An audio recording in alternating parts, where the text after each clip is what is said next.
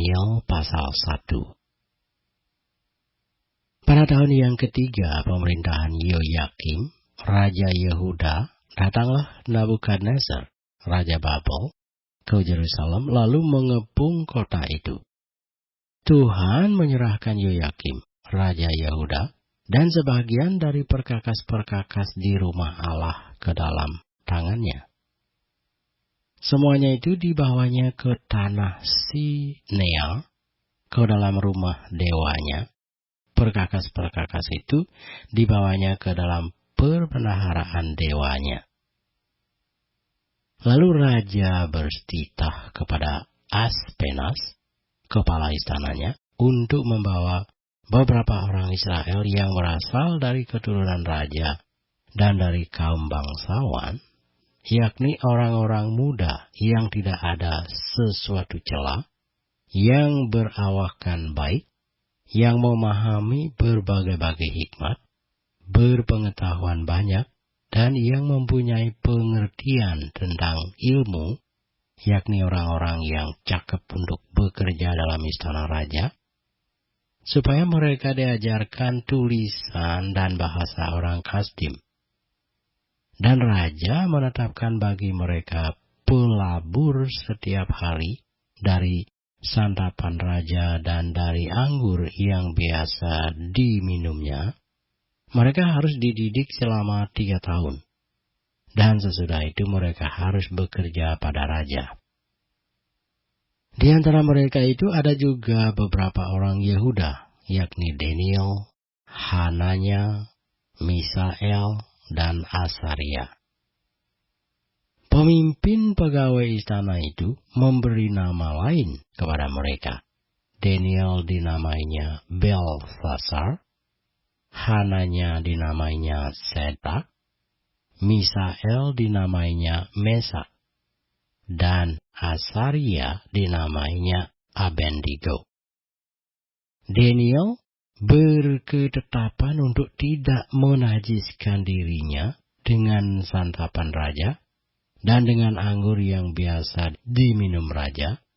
Dimintanyalah kepada pemimpin pegawai istana itu supaya ia tak usah menajiskan dirinya. Maka Allah mengaruniakan kepada Daniel kasih dan sayang dari pemimpin pegawai istana itu. Tetapi berkatalah pemimpin pegawai istana itu kepada Daniel, "Aku takut kalau tuanku raja yang telah menetapkan makanan dan minumanmu berpendapat bahwa kamu kelihatan kurang sehat daripada orang-orang muda lain yang sebaya dengan kamu, sehingga karena kamu aku dianggap bersalah oleh raja." Kemudian berkatalah Daniel kepada penyenang yang telah diangkat oleh pemimpin pegawai istana untuk mengawasi Daniel, Hananya, Misael, dan Asaria, "Adakanlah percobaan dengan hamba-hambamu ini selama 10 hari dan biarlah kami diberikan sayur untuk dimakan dan air untuk diminum. Sesudah itu bandingkanlah perawakan kami dengan perawakan orang-orang muda yang makan dari santapan raja. Kemudian perlakukanlah hamba-hambamu ini sesuai dengan pendapatmu." Didengarkannyalah permintaan mereka itu, lalu diadakanlah percobaan dengan mereka selama 10 hari. Setelah lewat 10 hari, ternyata perawakan mereka lebih baik, dan mereka kelihatan lebih gemuk daripada semua orang muda yang telah makan dari santapan raja. Kemudian penyenang itu selalu mengambil makanan mereka dan anggur yang harus mereka minum, lalu memberikan sayur kepada mereka. Kepada keempat orang muda itu Allah memberikan pengetahuan dan kepandaian tentang berbagai-bagai tulisan dan hikmat. Sedang Daniel juga mempunyai pengertian tentang berbagai-bagai penglihatan dan mimpi. Setelah lewat waktu yang ditetapkan raja bahwa mereka sekalian harus dibawa menghadap, maka dibawalah mereka oleh pemimpin pegawai istana itu ke hadapan Nabukadnezar. Raja bercakap-cakap dengan mereka, dan di antara mereka sekalian itu tidak didapati yang setara dengan Daniel, Hananya, Misael, dan Asaria. Maka bekerjalah mereka itu pada raja. Dalam tiap-tiap hal yang memerlukan kebijaksanaan dan pengertian yang ditanyakan raja kepada mereka, didapatinya bahwa mereka 10 kali lebih cerdas daripada semua orang berilmu dan semua ahli jampi di seluruh kerajaannya. Daniel ada di sana sampai tahun pertama pemerintahan Koresi.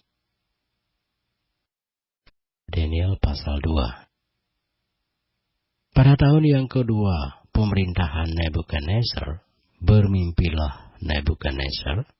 Karena itu hatinya gelisah dan ia tidak dapat tidur. Lalu raja menyuruh memanggil orang-orang berilmu, ahli jampi, ahli sihir, dan para kasdim, untuk menerangkan kepadanya tentang mimpinya itu. Maka datanglah mereka dan berdiri di hadapan raja. Kata raja kepada mereka, "Aku bermimpi, dan hatiku gelisah, karena ingin mengetahui mimpi itu." Lalu berkatalah para kasdim itu kepada raja dalam bahasa Aram, "Ya raja, kekalah hidupmu. Ceritakanlah kepada hamba-hambamu mimpi itu, maka kami akan memberitahukan maknanya." Tetapi raja menjawab para kasdim itu, "Aku telah mengambil keputusan, yakni jika kamu tidak memberitahukan kepadaku mimpi itu dengan maknanya, maka kamu akan dipenggal-penggal dan rumah-rumahmu akan dirobohkan menjadi timbunan puing. Tetapi jika kamu dapat memberitahukan mimpi itu dengan maknanya, maka kamu akan menerima hadiah, pemberian-pemberian, dan kehormatan yang besar daripadaku. Oleh sebab itu, beritahukanlah kepadaku mimpi itu dengan maknanya." Mereka menjawab pula, "Silakan tuanku raja menceritakan mimpi itu kepada hamba-hambanya ini, maka kami akan memberitahukan maknanya." Jawab raja, "Aku tahu benar-benar bahwa kamu mencoba mengulur-ngulur waktu, karena kamu melihat bahwa aku telah mengambil keputusan, yakni jika kamu tidak dapat memberitahukan kepadaku mimpi itu, maka kamu akan kena hukuman yang sama. Dan aku tahu bahwa kamu telah bermufakat untuk mengatakan kepadaku hal-hal yang bohong dan busuk, sampai keadaan berubah. Oleh sebab itu, ceritakanlah kepadaku mimpi itu, supaya aku tahu bahwa kamu dapat memberitahukan maknanya juga kepadaku." Para kasdim itu menjawab raja, "Tidak ada seorang pun di muka bumi yang dapat memberitahukan apa yang diminta tuanku raja. Dan tidak pernah seorang raja, bagaimanapun agungnya dan besar kuasanya, telah meminta hal sedemikian dari seorang berilmu, atau seorang ahli jampi, atau seorang kasdim. Apa yang diminta tuanku raja adalah terlalu berat, dan tidak ada seorang pun yang dapat memberitahukannya kepada tuanku raja, selain dari dewa-dewa yang tidak berdiam di antara manusia." Maka raja menjadi sangat geram dan murka karena hal itu. Lalu dititahkannya lah untuk melenyapkan semua orang bijaksana di Babel. Ketika titah dikeluarkan supaya orang-orang bijaksana dibunuh, maka Daniel dan teman-temannya pun terancam akan dibunuh. Lalu berkatalah Daniel dengan cerdik dan bijaksana kepada Ariok, pemimpin pengawal raja yang telah pergi untuk membunuh orang-orang bijaksana di Babel itu, katanya kepada Ariok, pembesar raja itu, "Mengapa titah yang begitu keras ini dikeluarkan oleh raja?" Lalu Ariok memberitahukan hal itu kepada Daniel. Maka Daniel menghadap raja dan meminta kepadanya supaya ia diberi waktu untuk memberitahukan makna itu kepada raja. Kemudian pulanglah Daniel dan memberitahukan hal itu kepada Hananya, Misael, dan Asaria, teman-temannya, dengan maksud supaya mereka memohon kasih sayang kepada Allah semesta langit mengenai rahasia itu, supaya Daniel dan teman-temannya jangan dilenyapkan bersama-sama orang-orang bijaksana yang lain di Babel. Maka rahasia itu disingkapkan kepada Daniel dalam suatu penglihatan malam. Lalu Daniel memuji Allah semesta langit. Berkatalah Daniel, "Terpujilah nama Allah dari selama-lamanya sampai selama-lamanya. Sebab daripada Dialah hikmat dan kekuatan. Dia mengubah saat dan waktu. Dia memecat raja dan mengangkat raja. Dia memberi hikmat kepada orang bijaksana dan pengetahuan kepada orang yang berpengertian. Dialah yang menyingkapkan hal-hal yang tidak terduga dan yang tersembunyi. Dia tahu apa yang ada di dalam gelap, dan terang ada padanya. Ya Allah nenek moyangku, kupuji dan kumuliakan Engkau, sebab Engkau mengaruniakan kepadaku hikmat dan kekuatan, dan telah memberitahukan kepadaku sekarang apa yang kami mohon kepadamu. Engkau telah memberitahukan kepada kami hal yang dipersoalkan raja. Sebab itu, pergilah Daniel kepada Ariok, yang telah ditugaskan raja untuk melenyapkan orang-orang bijaksana di Babel. Maka pergilah ia serta berkata kepadanya, demikian, "Orang-orang bijaksana di Babel itu jangan kau lenyapkan. Bawalah aku menghadap raja, maka aku akan memberitahukan kepada raja makna itu." Ariok segera membawa Daniel menghadap raja, serta berkata kepada raja demikian, "Aku telah mendapat seorang dari antara orang-orang buangan dari Yahuda, yang dapat memberitahukan makna itu kepada raja." Bertanyalah raja kepada Daniel, yang namanya Belsasar, "Sanggupkah engkau memberitahukan kepadaku mimpi yang telah kulihat itu dengan maknanya juga?"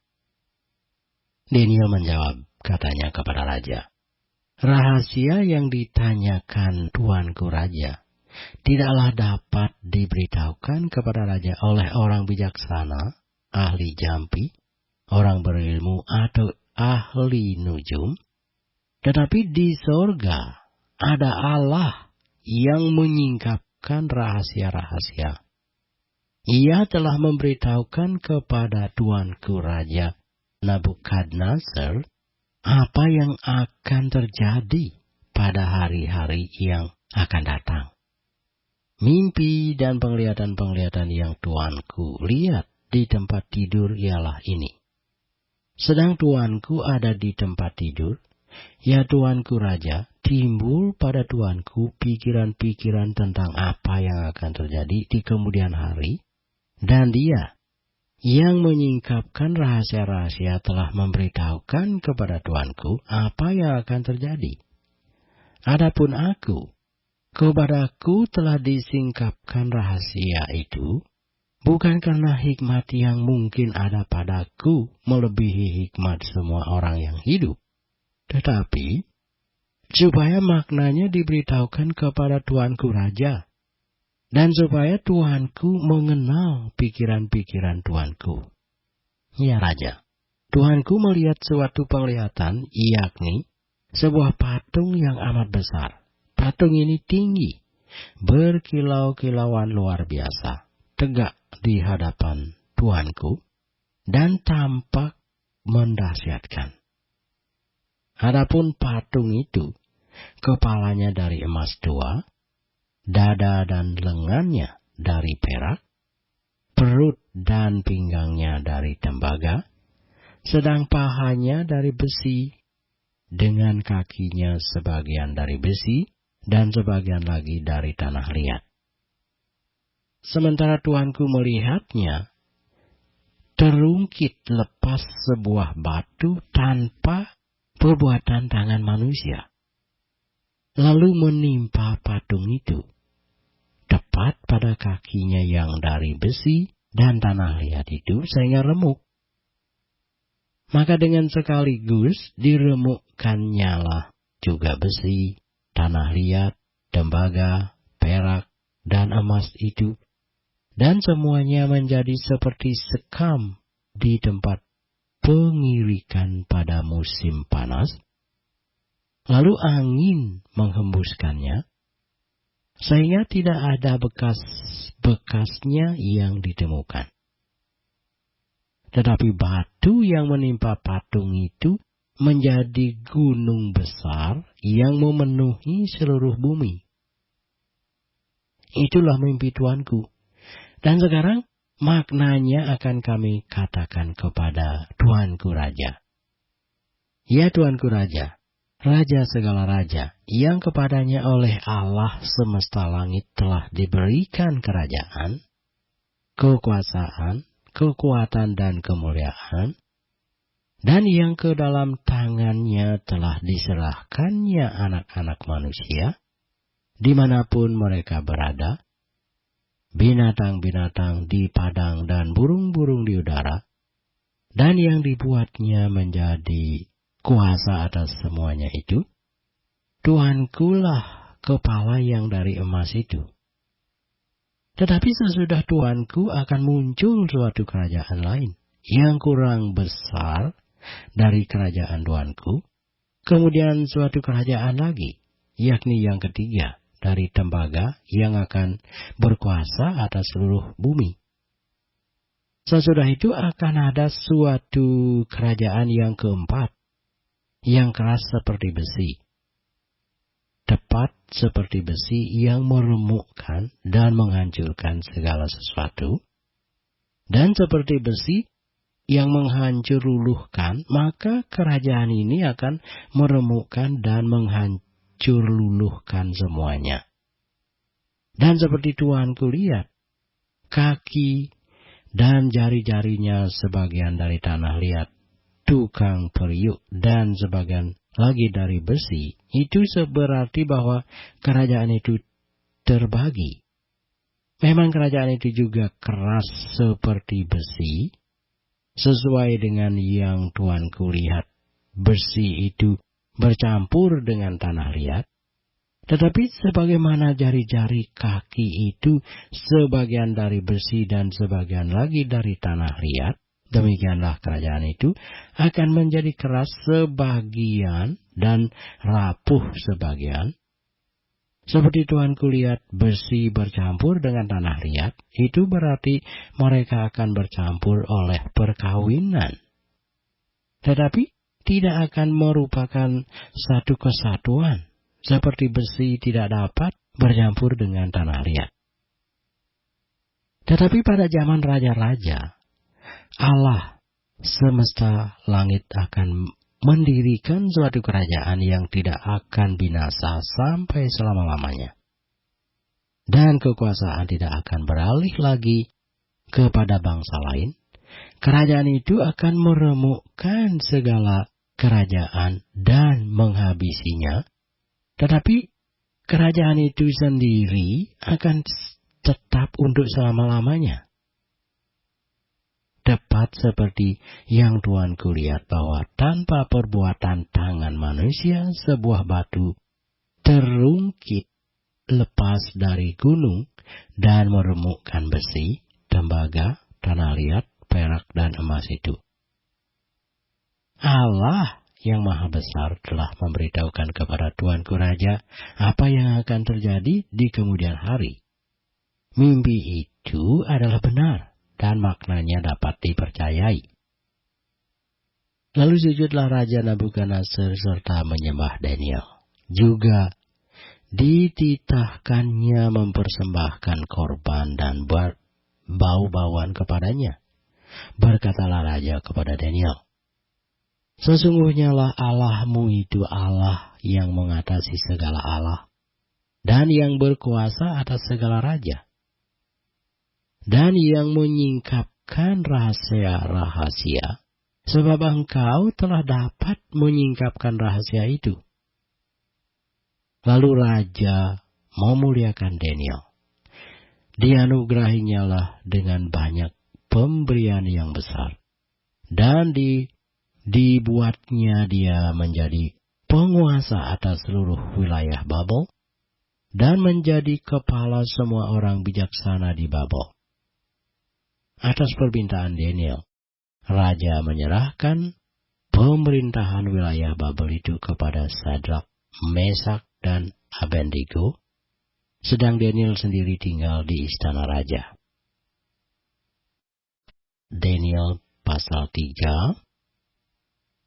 Raja Nabukadnezar membuat sebuah patung emas yang tingginya 60 hasta dan lebarnya 6 hasta yang didirikannya di dataran Dura di wilayah Babel.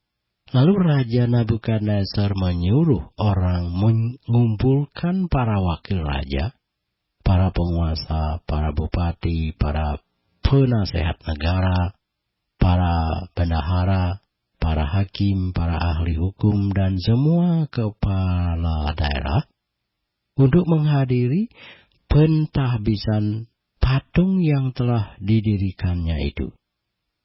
Lalu berkumpullah para wakil raja, para penguasa, para bupati, para penasihat negara, para bendahara, para hakim, para ahli hukum, dan semua kepala daerah untuk menghadiri pentahbisan patung yang telah didirikan Raja Nabukadnezar itu. Dan berserulah seorang orang bentara dengan suara nyaring, "Beginilah dititahkan kepadamu, hai orang-orang dari segala bangsa, suku bangsa dan bahasa, demi kamu mendengar bunyi sangkakala, seruling, kecapi, rebab, gambus, serdam, dan berbagai-bagai jenis bunyi-bunyian, maka haruslah kamu sujud menyembah patung yang telah didirikan Raja Nabukadnezar itu. Siapa yang tidak sujud menyembah akan dicampakkan seketika itu juga ke dalam perapian yang menyala-nyala.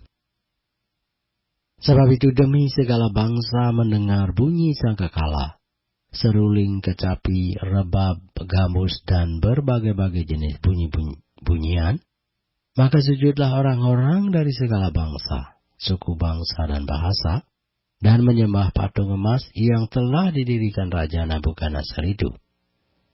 Pada waktu itu juga tampillah beberapa orang Kasdim menuduh orang Yahudi.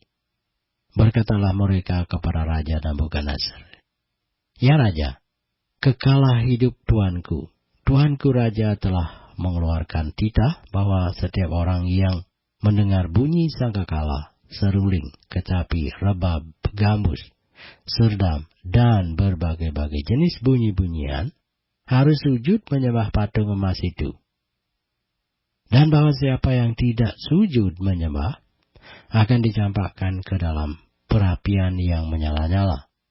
Ada beberapa orang Yahudi yang kepada mereka telah Tuanku berikan pemerintahan atas wilayah Babel, yakni Sadrak, Mesak, dan Abednego. Orang-orang ini tidak mengindahkan titah Tuanku, ya Raja. Mereka tidak memuja dewa Tuanku dan tidak menyembah patung emas yang telah Tuanku dirikan." Sesudah itu Nabukadnezar memerintahkan dalam marahnya dan garamnya untuk membawa Sadrak, Mesak, dan Abednego menghadap. Setelah orang-orang itu dibawa menghadap raja, berkatalah Nebukadnezar kepada mereka, "Apakah benar, hai Sadrak, Mesak, dan Abednego, bahwa kamu tidak memuja dewaku dan tidak menyembah patung emas yang kudirikan itu? Sekarang, jika kamu bersedia, demi kamu mendengar bunyi sangkakala, seruling, kecapi, rebab, gambus, serdam, dan berbagai-bagai jenis bunyi-bunyian, sujudlah menyembah patung yang kubuat itu. Tetapi jika kamu tidak menyembah, kamu akan dicampakkan seketika itu juga ke dalam perapian yang menyala-nyala. Dan dewa manakah yang dapat melepaskan kamu dari dalam tanganku?" Lalu Sadrak, Mesak, dan Abednego menjawab Raja Nebukadnezar, "Tidak ada gunanya kami memberi jawab kepada Tuanku dalam hal ini. Jika Allah kami yang kami puja sanggup melepaskan kami, maka Ia akan melepaskan kami dari perapian yang menyala-nyala itu, dan dari dalam tanganmu, ya Raja. Tetapi seandainya tidak, hendaklah Tuanku mengetahui, ya Raja, bahwa kami tidak akan memuja dewa Tuanku, dan tidak akan menyembah patung emas yang Tuanku dirikan itu." Maka meluaplah kegeraman Nebukadnezar. Air mukanya berubah terhadap Sadrak, Mesak, dan Abednego. Lalu diperintahkannya supaya perapian itu dibuat 7 kali lebih panas dari yang biasa. Kepada beberapa orang yang sangat kuat dari antaranya dititahkannya untuk mengikat Sadrak, Mesak, dan Abednego dan mencampakkan mereka ke dalam perapian yang menyala-nyala itu. Lalu diikatlah ketiga orang itu dengan jubah, celana, topi, dan pakaian-pakaian mereka yang lain, dan dicampakkan ke dalam perapian yang menyala-nyala. Karena titah raja itu keras, dipanaskanlah perapian itu dengan luar biasa, sehingga nyala api itu membakar mati orang-orang yang mengangkat Sadrak, Mesak, dan Abednego itu ke atas. Tetapi ketiga orang itu, yakni Sadrak, Mesak, dan Abednego, jatuh ke dalam perapian yang menyala-nyala itu dengan terikat. Kemudian terkejutlah Raja Nebukadnezar, lalu bangun dengan segera. Berkatalah ia kepada para menterinya, "Bukankah 3 orang yang telah kita campakkan dengan terikat ke dalam api itu?"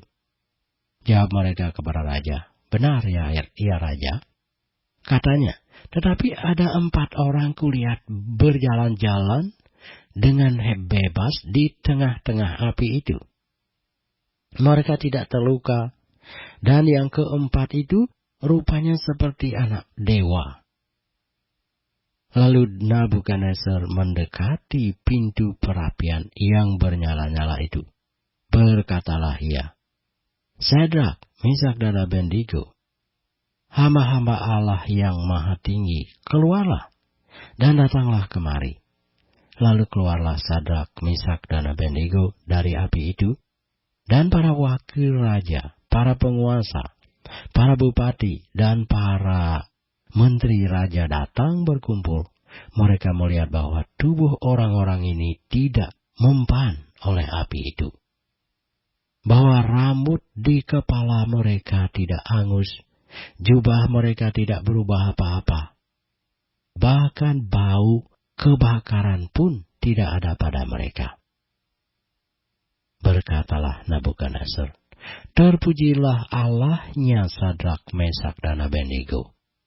Ia telah mengutus malaikatnya dan melepaskan hamba-hambanya yang telah menaruh percaya kepadanya dan melanggar titah raja, dan yang menyerahkan tubuh mereka, karena mereka tidak mau memuja dan menyembah Allah manapun kecuali Allah mereka. Sebab itu aku mengeluarkan perintah bahwa setiap orang dari bangsa, suku, bangsa, atau bahasa manapun, ia yang mengucapkan penghinaan terhadap Allahnya Sadrak, Mesak, dan Abednego akan dipenggal-penggal, dan rumahnya akan dirobohkan menjadi timbunan puing. Karena tidak ada Allah lain yang dapat melepaskan secara demikian itu. Lalu Raja memberikan kedudukan tinggi kepada Sadrak, Mesak, dan Abednego di wilayah Babel. Daniel pasal 4. Dari Raja Nabukadnezar kepada orang-orang dari segala bangsa, suku bangsa dan bahasa yang diam di seluruh bumi, bertambah-tambahlah kiranya kesejahteraanmu. Aku berkenan memaklumkan tanda-tanda dan mujizat-mujizat yang telah dilakukan Allah yang maha tinggi kepadaku, betapa besarnya tanda-tandanya dan betapa hebatnya mujizat-mujizatnya. Kerajaannya adalah kerajaan yang kekal, dan pemerintahannya turun-temurun. Aku, Nabukadnezar, diam dalam rumahku dengan tenang dan hidup dengan tenang dalam istanaku. Lalu aku mendapat mimpi yang mengejutkan aku. Dan hayalanku di tempat tidurku, serta penglihatan-penglihatan yang kulihat menggelisahkan aku. Maka aku mengeluarkan titah bahwa semua orang bijaksana di Babel harus dibawa menghadap aku, supaya mereka memberitahukan kepadaku makna mimpi itu. Kemudian orang-orang berilmu, ahli jampi, para kasdim dan ahli nujum, datang menghadap, dan aku menceritakan kepada mereka mimpi itu, tetapi mereka tidak dapat memberitahukan maknanya kepadaku. Pada akhirnya Daniel datang menghadap aku, yakni Daniel yang dinamai Belsasar menurut nama dewaku, dan yang penuh dengan roh para dewa yang kudus. Lalu kuceritakan kepadanya mimpi itu. Hai Belsasar, kepala orang-orang berilmu, aku tahu bahwa engkau penuh dengan roh para dewa yang kudus, dan bahwa tidak ada rahasia yang sukar bagimu. Sebab itu inilah riwayat penglihatan mimpi yang kudapat. Maka ceritakanlah kepadaku maknanya. Adapun penglihatan yang kudapat di tempat tidurku itu demikian. Di tengah-tengah bumi ada sebatang pohon yang sangat tinggi. Pohon itu bertambah besar dan kuat, tingginya sampai ke langit, dan dengan dilihat sampai ke ujung seluruh bumi. Daun-daunnya indah, buahnya berlimpah-limpah, padanya ada makanan bagi semua yang hidup. Di bawahnya binatang-binatang di padang mencari tempat bernaung, dan di dahan-dahannya bersarang burung-burung di udara, dan segala makhluk mendapat makanan daripadanya. Kemudian dalam penglihatan yang kudapat di tempat tidurku itu, tampak seorang penjaga, seorang kudus turun dari langit. Ia berseru dengan nyaring, demikian katanya, tebanglah pohon itu, dan potonglah dahan-dahannya, gugurkanlah daun-daunnya, dan hamburkanlah buah-buahnya. Biarlah binatang-binatang lari dari bawahnya, dan burung-burung dari dahan-dahannya, tetapi biarkanlah tunggulnya tinggal di dalam tanah, terikat dengan rantai dari besi dan tembaga, di rumput muda di padang.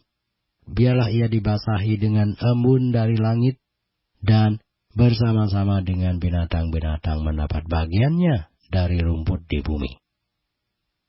Biarlah hati manusianya berubah, dan diberikan kepadanya hati binatang. Demikianlah berlaku atasnya sampai 7 masa berlalu. Titah ini adalah menurut putusan para penjaga. Dan hal ini menurut perkataan orang-orang kudus, supaya orang-orang yang hidup tahu bahwa Yang Maha Tinggi berkuasa atas kerajaan manusia, dan memberikannya kepada siapa yang dikehendakinya, bahkan orang yang paling kecil sekalipun dapat diangkatnya untuk kedudukan itu. Itulah mimpi yang telah kudapat. Aku, Raja Nabukadnezar. Sekarang engkau, Belsasar, katakanlah kepadaku maknanya. Sebab semua orang bijaksana dari kerajaanku tidak dapat memberitahukan maknanya kepadaku. Tetapi engkaulah yang sanggup, karena engkau penuh dengan roh para dewa yang kudus. Lalu berdirilah Daniel, yang namanya Belsasar, tercengang beberapa saat. Pikiran-pikirannya menggelisahkan dia. Berkatalah raja, Belsasar, janganlah mimpi, dan maknanya itu menggelisahkan engkau.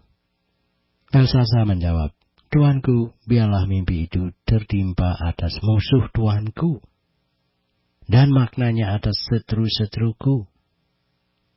Pohon yang Tuanku lihat itu, yang bertambah besar dan kuat, yang tingginya sampai ke langit dan yang terlihat sampai ke seluruh bumi, yang daun-daunnya indah dan buahnya berlimpah-limpah, dan padanya ada makanan bagi semua yang hidup, yang di bawahnya ada binatang-binatang di padang dan di dahan-dahannya bersarang burung-burung di udara.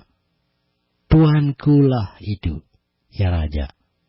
Tuanku yang telah bertambah besar dan kuat, yang kebesarannya bertambah sampai ke langit, dan yang kekuasaannya sampai ke ujung bumi.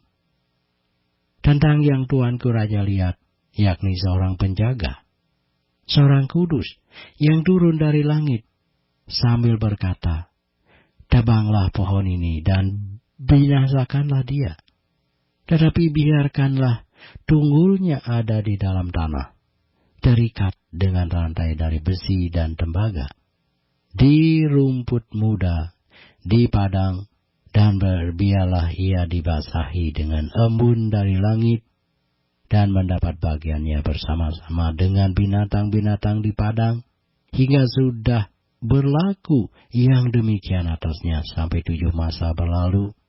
Inilah maknanya, ya Raja. Dan inilah putusan Yang Maha Tinggi mengenai Tuanku Raja.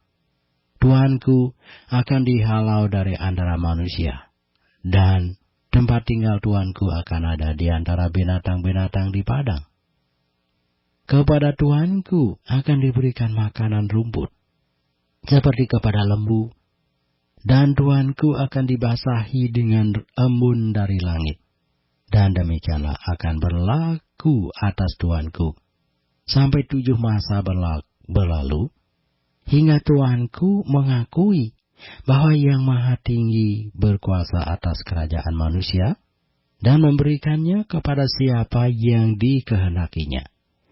Ya, dikatakan tentang membiarkan tunggul pohon itu, berarti kerajaan Tuanku akan kembali Tuanku pegang segera sesudah Tuanku mengakui bahwa surgalah yang mempunyai kekuasaan. Jadi ya Raja, biarlah nasihatku berkenan pada hati Tuanku.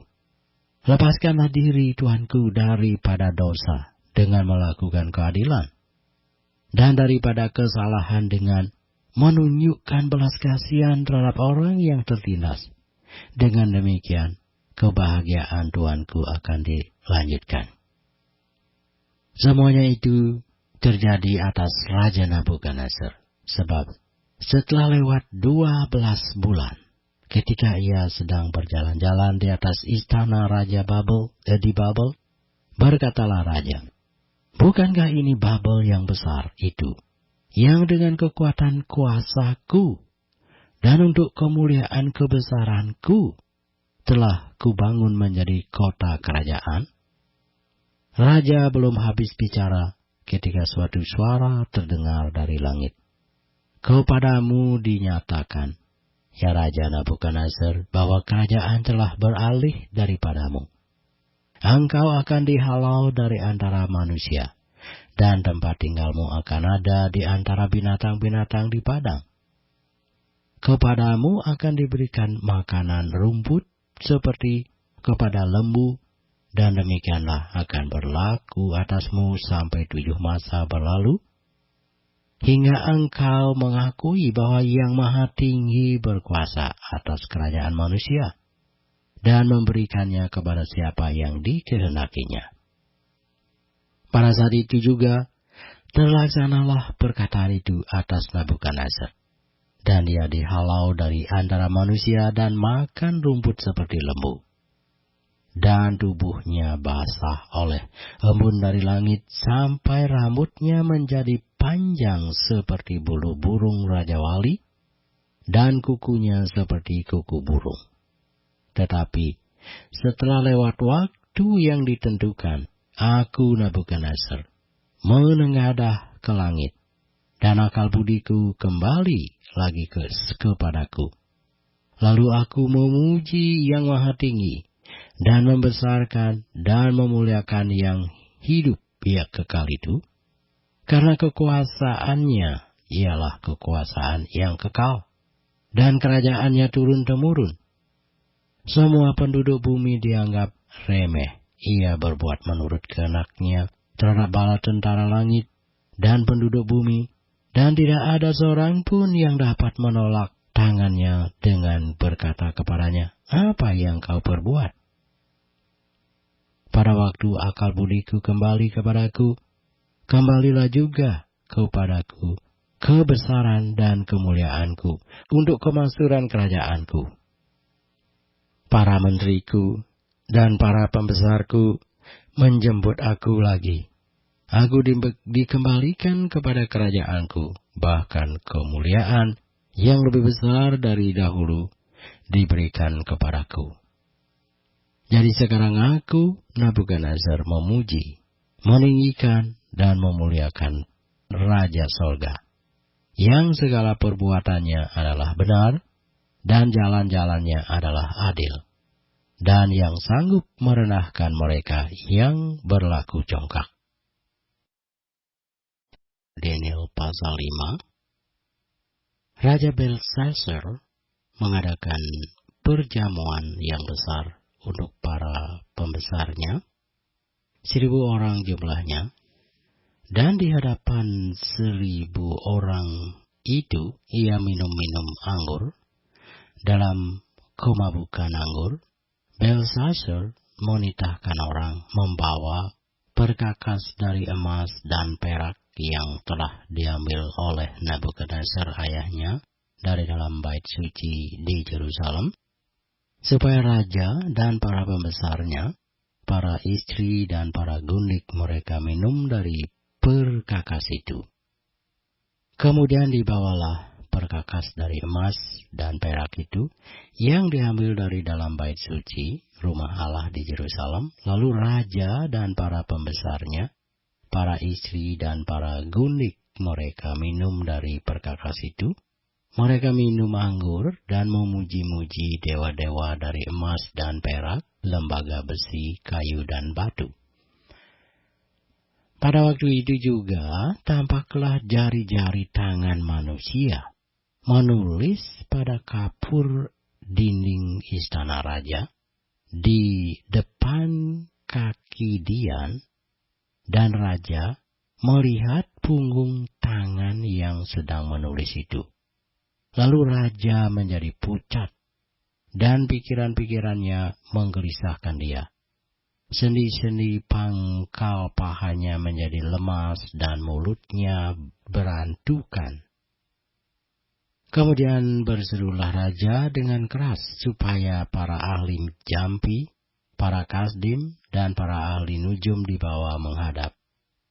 Berkatalah raja kepada para orang bijaksana di Babel itu, setiap orang yang dapat membawa tulisan ini dan dapat memberitahukan maknanya kepadaku, kepadanya akan dikenakan pakaian dari kain ungu, dan lehernya akan dikalungkan rantai emas, dan di dalam kerajaanku ia akan mempunyai kekuasaan sebagai orang ketiga. Tetapi semua orang bijaksana dari raja yang telah datang menghadap tidak sanggup membaca tulisan itu, dan tidak sanggup memberitahukan maknanya kepada raja. Sesudah itu, sangatlah cemas hati Raja Belsasar, dan ia menjadi pucat. Juga para pembesarnya terperanjat. Karena perkataan raja dan para pembesarnya itu, masuklah permaisuri ke dalam ruang perjamuan. Berkatalah, ya raja, kekalah hidup tuanku. Janganlah pikiran-pikiran tuanku menggelisahkan tuanku, dan janganlah menjadi pucat. Sebab dalam kerajaan tuanku ada seorang yang penuh dengan roh para dewa yang kudus. Dalam zaman ayah tuanku ada terdapat pada orang itu kecerahan, akal budi dan hikmat yang seperti hikmat para dewa. Ia telah diangkat oleh Raja Nabukadnezar, ayah tuanku, menjadi kepala orang-orang berilmu, para ahli jampi, para kasdim, dan para ahli nujum. Karena pada orang itu terdapat roh yang luar biasa, dan pengetahuan dan akal budi, sehingga dapat menerangkan mimpi, menyingkapkan hal-hal yang tersembunyi, dan menguraikan kekusutan, yakni pada Daniel yang dinamai Belsasar oleh raja. Baiklah, sekarang Daniel dipanggil, dan ia akan memberitahukan maknanya. Lalu dibawalah Daniel menghadap raja. Bertanyalah raja kepada Daniel, "Engkaukah Daniel itu, salah seorang buangan yang telah diangkut oleh raja ayahku dari tanah Yehuda? Telah kudengar tentang engkau, bahwa engkau penuh dengan roh para dewa, dan bahwa padamu terdapat kecerahan, akal budi, dan hikmat yang luar biasa. Kepadaku telah dibawa orang-orang bijaksana, para ahli jampi, sebab mereka membaca tulisan ini dan memberitahukan maknanya kepadaku. Tetapi mereka tidak sanggup mengatakan makna perkataan itu. Tetapi telah kudengar tentang engkau, bahwa engkau dapat memberikan makna, dan dapat menguraikan kekusutan. Oleh sebab itu, jika engkau dapat membaca tulisan itu dan dapat memberitahukan maknanya kepadaku, maka kepadamu akan dikenakan pakaian dari kain lungu, dan pada lehermu akan dikalungkan perantai emas, dan dalam kerajaan ini engkau akan mempunyai kekuasaan sebagai orang ketiga." Kemudian Daniel menjawab raja, "Tahanlah hadiah tuanku. Berikanlah pemberian tuanku kepada orang lain. Namun demikian, aku akan membaca tulisan itu bagi raja dan memberitahukan maknanya kepada tuanku. Ya tuanku raja, Allah yang Maha Tinggi telah memberikan kekuasaan sebagai raja, kebesaran, kemuliaan, dan keluhuran kepada Nabukadnezar ayah tuanku. Dan oleh karena kebesaran yang telah diberikannya kepadanya itu, maka takut dan gentarlah terhadap dia orang-orang dari segala bangsa, suku bangsa, dan bahasa. Dibunuhnya siapa yang dikenakinya, dan dibiarkannya hidup siapa yang dikenakinya. Ditinggikannya siapa yang dikenakinya, dan direndahkannya siapa yang dikenakinya. Tetapi ketika ia menjadi tinggi hati dan keras kepala, sehingga berlaku terlalu angkuh, maka ia dijatuhkan dari tahta kerajaannya, dan kemuliaannya diambil daripadanya. Ia dihalau dari antara manusia, dan hatinya menjadi sama seperti hati binatang, dan tempat tinggalnya ada di antara keledai hutan, Kepadanya diberikan makanan rumput seperti kepada lembu, dan tubuhnya basah oleh embun dari langit, sampai ia mengakui bahwa Allah yang Maha Tinggi berkuasa atas kerajaan manusia, dan mengangkat siapa yang dikehendakinya untuk kedudukan itu. Tetapi tuanku Belsasar, anaknya, tidak merendahkan diri, walaupun tuanku mengetahui semuanya ini. Tuanku meninggikan diri terhadap yang berkuasa di surga. Perkakas dari baitnya dibawa orang kepada tuanku, lalu tuanku serta pembesar tuanku, para istri dan para gundik tuanku telah minum anggur dari perkakas itu. Tuanku telah memuji-muji dewa-dewa dari perak dan emas, dari tembaga, besi, kayu, dan batu, yang tidak dapat melihat atau mendengar atau mengetahui, dan tidak tuanku muliakan Allah yang menggenggam nafas tuanku dan menentukan segala jalan tuanku. Sebab itu ia menyuruh punggung tangan itu, dan dituliskanlah tulisan ini. Maka inilah tulisan yang tertulis itu: Mene, Mene, Tekel, Ufarsin. Dan inilah makna perkataan itu: Mene, masa pemerintahan tuanku dihitung oleh Allah dan telah diakhiri. Tekel, tuanku ditimbang dengan neraca dan didapati terlalu ringan. Peres, kerajaan tuanku dipecah dan diberikan kepada orang Media dan Persia. Lalu atas titah Belsasar dikenakanlah kepada Daniel pakaian dari kain ungu, dan pada lehernya dikalungkan rantai emas, dan dimaklumkanlah tentang dia bahwa di dalam kerajaan ia akan mempunyai kekuasaan sebagai orang ketiga. Pada malam itu juga terbunuhlah Belsasar, raja orang Kaldim itu. Ini adalah Daniel pasal 6. Darius, orang Media, menerima pemerintahan ketika ia berumur 62 tahun. Lalu berkenanlah Darius mengangkat 120 wakil-wakil raja atas kerajaannya. Mereka akan ditempatkan di seluruh kerajaan. Membawahi mereka diangkat pula 3 pejabat tinggi. Dan Daniel adalah salah satu dari ketiga orang itu. Kepada merekalah para wakil-wakil raja harus memberi pertanggungan jawab supaya raja jangan dirugikan. Maka Daniel ini melebihi para pejabat tinggi dan para wakil raja itu, karena ia mempunyai roh yang luar biasa. Dan raja bermaksud untuk menempatkannya atas seluruh kerajaannya.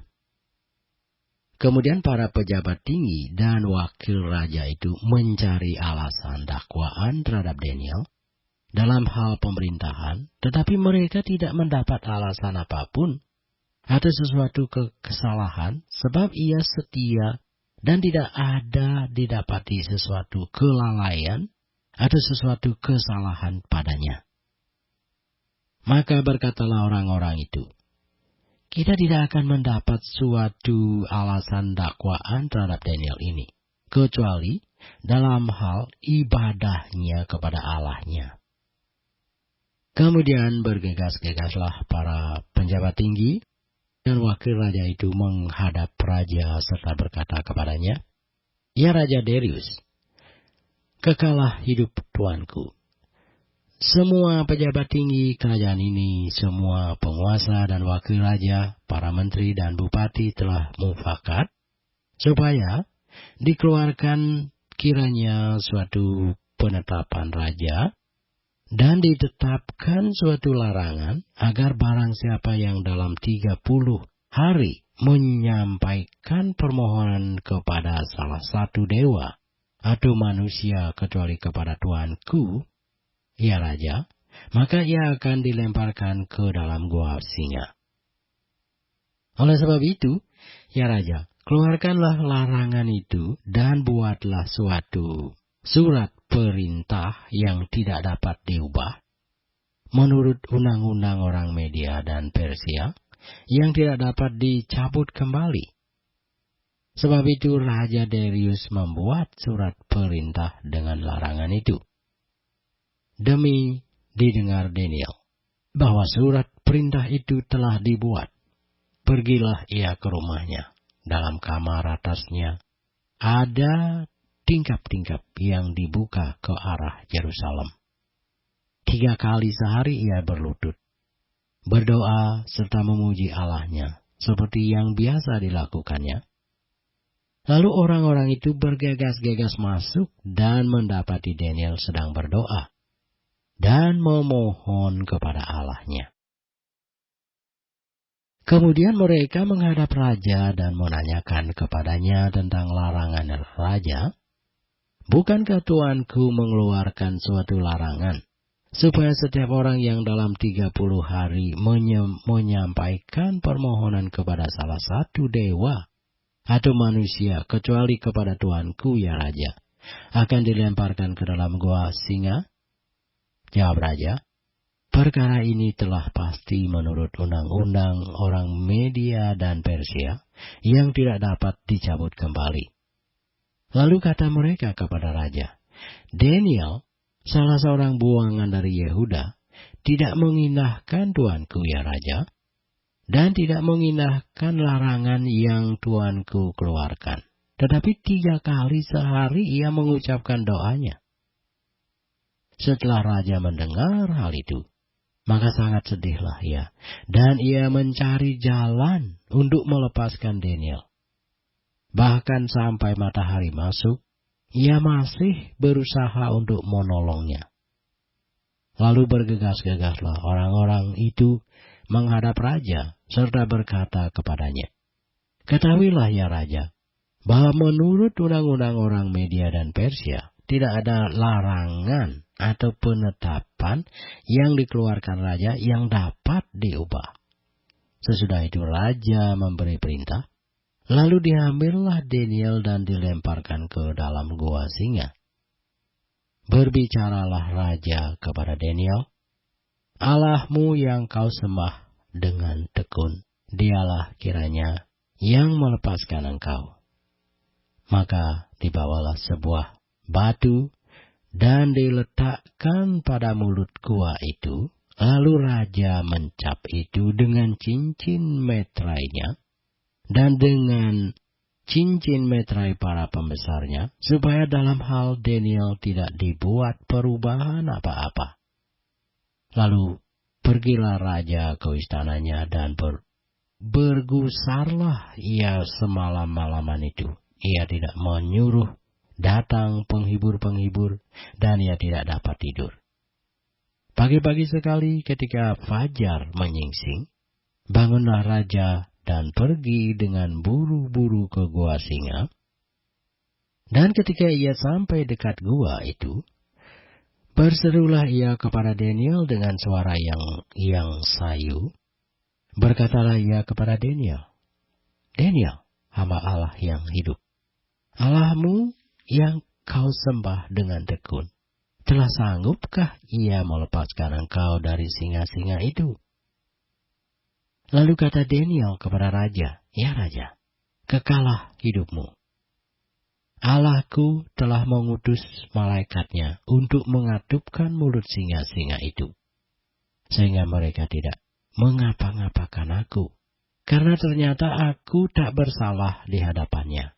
Tetapi juga terhadap Tuanku ya raja, aku tidak melakukan kejahatan.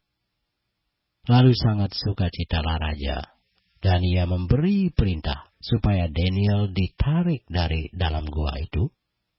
Maka ditariklah Daniel dari dalam gua itu, dan tidak terdapat luka apa-apa padanya, karena ia percaya kepada Allahnya. Raja memberi perintah, lalu diambillah orang-orang yang telah menuduh Daniel, dan mereka dilemparkan ke dalam gua singa, baik mereka maupun anak-anak dan istri-istri mereka. Belum lagi mereka sampai ke dasar gua itu, singa-singa itu telah menerkam mereka, bahkan meremukkan tulang-tulang mereka. Kemudian Raja Darius mengirim surat kepada orang-orang dari segala bangsa, suku bangsa dan bahasa, yang mendiami seluruh bumi, bunyinya. Bertambah-tambahlah kiranya kesejahteraanmu.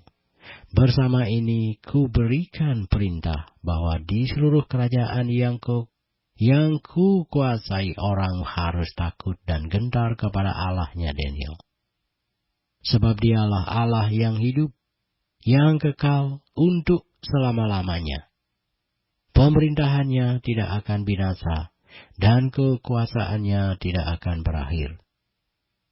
Dia melepaskan dan menolong, dan mengadakan tanda dan mujizat di langit dan di bumi. Dia yang telah melepaskan Daniel dari cengkeraman singa-singa. Dan Daniel ini mempunyai kedudukan tinggi pada zaman pemerintahan Darius dan pada zaman pemerintahan Koresi, orang Persia itu. Daniel pasal 7. Pada tahun pertama pemerintahan Belshazzar, Raja Babel, bermimpilah Daniel dan mendapat penglihatan-penglihatan di tempat tidurnya.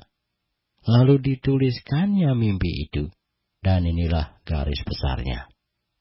Berkatalah Daniel demikian, pada malam hari aku mendapat penglihatan. Tampak keempat angin dari langit mengguncangkan laut besar. Dan 4 binatang besar naik dari dalam laut, yang satu berbeda dengan yang lain. Yang pertama rupanya seperti seekor singa, dan mempunyai sayap burung Raja Wali.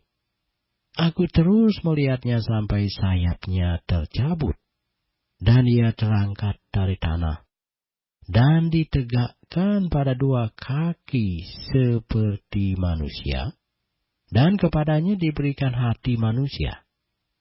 Dan tanpa ada seekor binatang yang lain. Yang kedua, rupanya seperti beruang. Ia berdiri pada sisinya yang sebelah, dan 3 tulang rusuk masih ada dalam mulutnya di antara giginya. Dan demikianlah dikatakan kepadanya, ayo, makanlah daging banyak-banyak. Kemudian aku melihat, tampak seekor binatang yang lain, rupanya seperti macan tutul. Ada 4 sayap burung pada punggungnya. Lagi pula binatang itu berkepala 4. Dan kepadanya diberikan kekuasaan.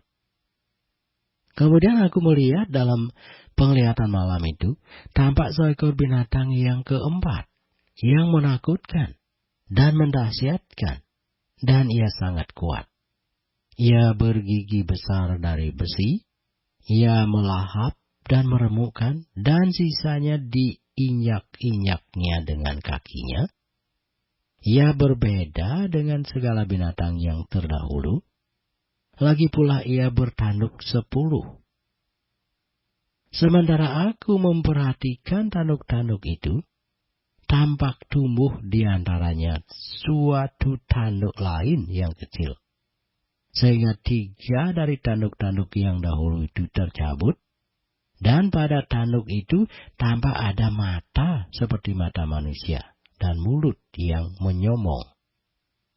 Sementara aku terus melihat, tahta-tahta diletakkan, lalu duduklah yang mahal lanjut usianya. Pakaiannya putih seperti salju, dan rambutnya bersih seperti bulu domba. Kursinya dari nyala api dengan roda-rodanya dari api yang berkobar-kobar.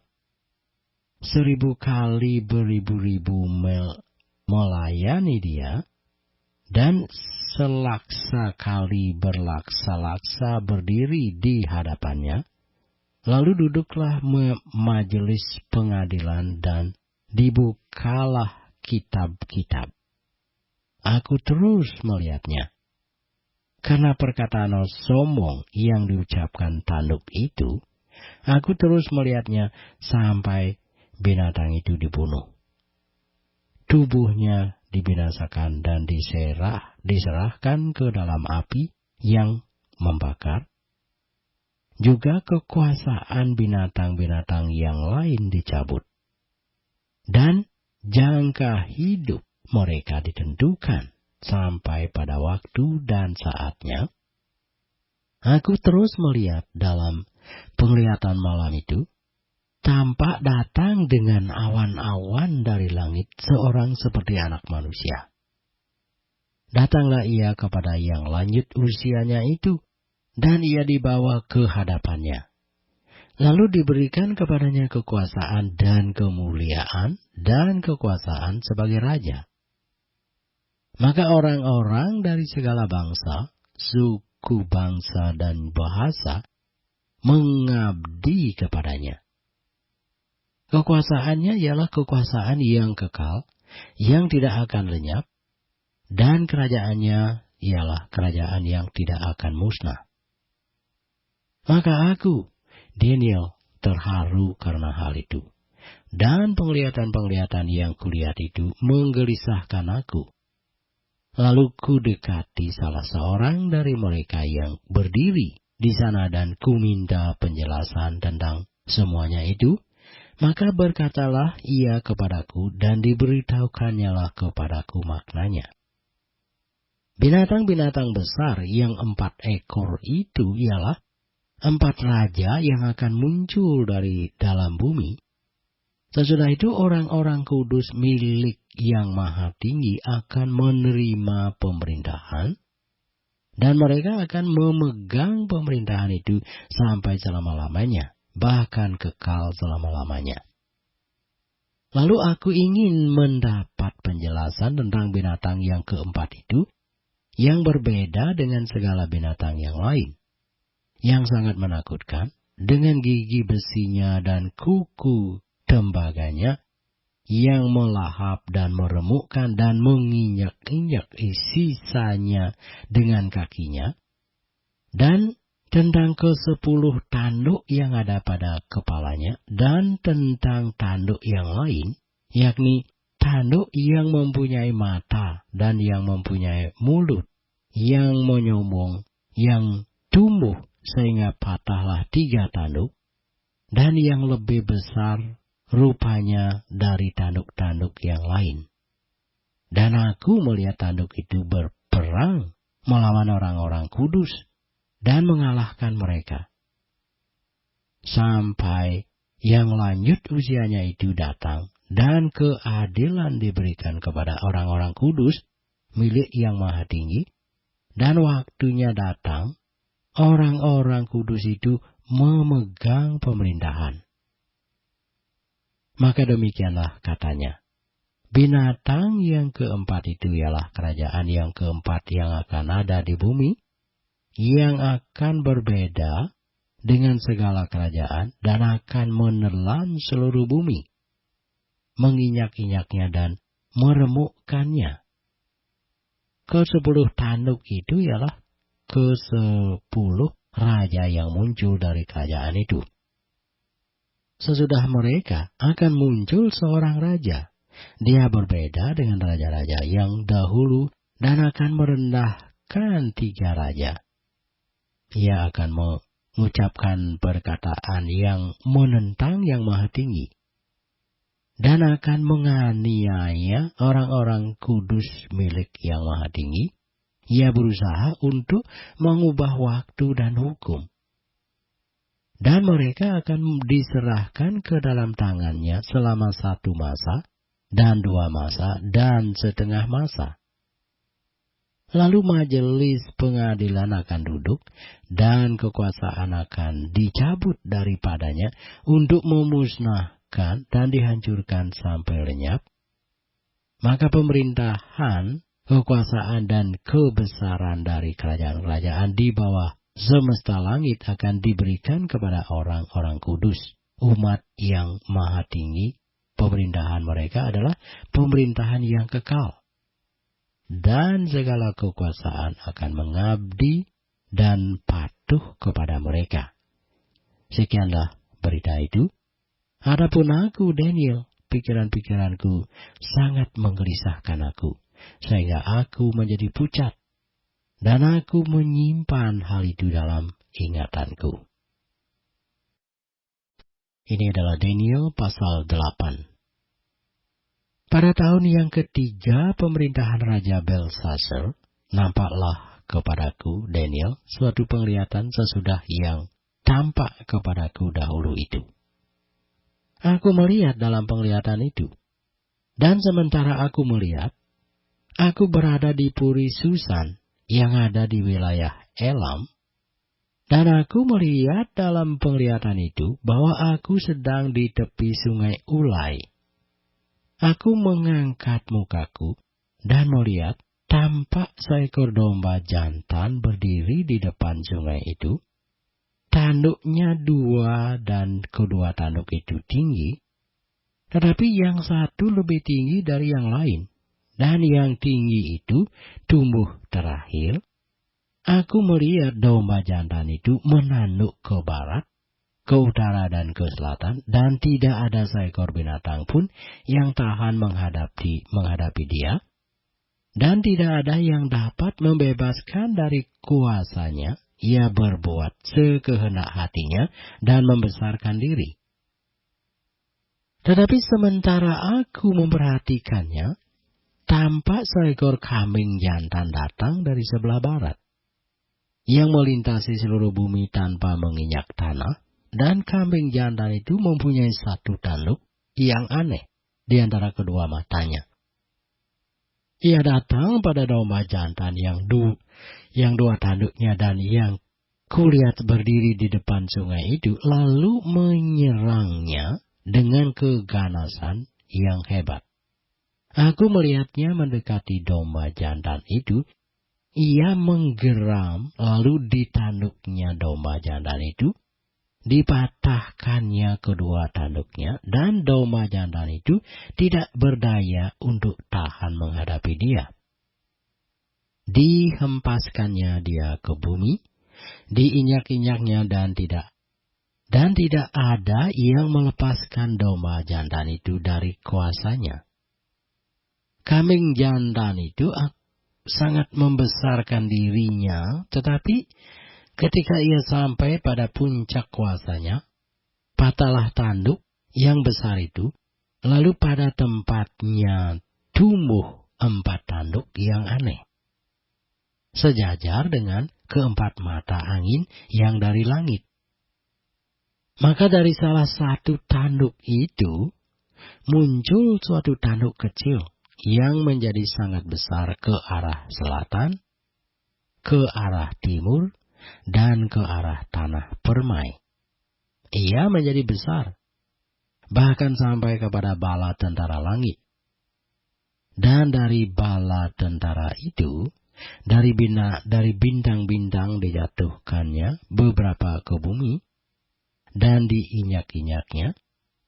Bahkan terhadap panglima bala tentara itu pun ia membesarkan dirinya, dan daripadanya diambilnya korban persembahan sehari-hari, dan tempatnya yang kudus dirobohkannya. Suatu kebaktian diadakan secara fasik menggantikan korban sehari-hari. Kebenaran dihempaskannya ke bumi, dan apapun yang dibuatnya, semuanya berhasil. Kemudian kudengar seorang kudus berbicara, dan seorang kudus lain berkata kepada yang berbicara itu, sampai beberapa lama berlaku penglihatan ini, yakni korban sehari-hari dan kefasikan yang membinasakan, tempat kudus yang diserahkan, dan bala tentara yang diinjak-injak. Maka ia menjawab, sampai lewat 2.300 petang dan pagi, lalu tempat kudus itu akan dipulihkan dalam keadaan yang wajar. Sedang aku, Daniel, melihat penglihatan itu dan berusaha memahaminya, maka tampaklah seorang berdiri di depanku, yang rupanya seperti seorang laki-laki. Dan aku mendengar dari tengah sungai Ulai itu suara manusia yang berseru, "Gabriel, buatlah orang ini memahami penglihatan itu." Lalu datanglah ia ke tempat aku berdiri, dan ketika ia datang, terkejutlah aku dan jatuh tertelungkup. Lalu ia berkata kepadaku, "Pahamilah, anak manusia, bahwa penglihatan itu mengenai akhir masa." Sementara ia berbicara dengan aku, jatuh pingsanlah aku tertelungkup ke tanah. Tetapi ia menyentuh aku dan membuat aku berdiri kembali. Lalu berkatalah ia, "Ku beritahukan kepadamu apa yang akan terjadi pada akhirmu murka ini, sebab hal itu mengenai akhir zaman. Domba jantan yang kau lihat itu, dengan kedua tanduknya, ialah raja-raja orang Media dan Persia. Dan kambing jantan yang berbulu kesat itu ialah raja negeri Yunani, dan tanduk besar yang di antara kedua matanya itu ialah raja yang pertama. Dan bahwa tanduk itu patah dan pada tempatnya itu muncul 4 buah. Berarti 4 kerajaan akan muncul dari bangsa itu, tetapi tidak sekuat yang terdahulu. Dan pada akhir kerajaan mereka, apabila orang-orang fasik telah penuh kejahatannya, maka akan muncul seorang raja dengan muka yang garang dan yang pandai menipu. Kekuatannya akan menjadi hebat, tetapi tidak sekuat yang terdahulu. Dan ia akan mendatangkan kebinasaan yang mengerikan. Dan apa yang dilakukannya akan berhasil. Orang-orang berkuasa akan dibinasakannya. Juga umat orang kudus. Dan oleh karena akalnya, penipuan yang dilakukannya akan berhasil, ia akan membesarkan dirinya dalam hatinya. Dan dengan tak disangka-sangka, banyak orang akan dibinasakannya. Juga ia akan bangkit melawan raja segala raja. Tetapi, tanpa perbuatan tangan manusia, ia akan dihancurkan. Adapun penglihatan tentang petang dan pagi itu, apa yang dikatakan tentang itu adalah benar. Tetapi engkau, sembunyikanlah penglihatan itu, sebab hal itu mengenai masa depan yang masih jauh. Maka aku, Daniel, lelah dan jatuh sakit beberapa hari lamanya. Kemudian bangunlah aku dan melakukan pula urusan-urusan raja. Dan aku tercengang-cengang tentang penglihatan itu, tetapi tidak memahaminya. Ini adalah Daniel pasal 9. Pada tahun pertama pemerintahan Darius, anak Ahasiweros, dari keturunan orang Media, yang telah menjadi raja atas kerajaan orang Kasdim. Pada tahun pertama kerajaan itu, aku, Daniel, memperhatikan dalam kumpulan kitab jumlah tahun yang menurut firman Tuhan kepada Nabi Jeremia akan berlaku atas timbunan puing Yerusalem, yakni 70 tahun.